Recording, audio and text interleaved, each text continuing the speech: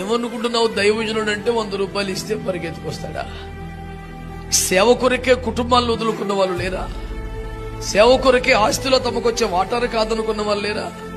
సేవ కొరకే చేస్తున్న చిన్నదో పెద్దదో ఉద్యోగాన్ని వదిలిన వారు లేరా? సేవ కొరకే స్వజనుల చేత కూడా తృణీకరించబడి రోజు నిందలు పడుతున్న వారు లేరా?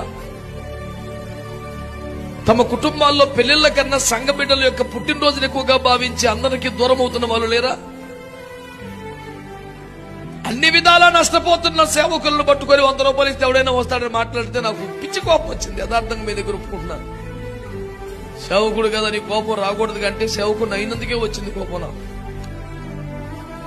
సేవకులను ఆకర్షించే శరీర సంబంధ ప్రయత్నం నాకు అవి చూస్తేనే పిచ్చి కోపం వస్తుంది. మంచి భోజనము కలదు. ఎవడనుకుంటున్నావురా దైవజనుడు అంటే?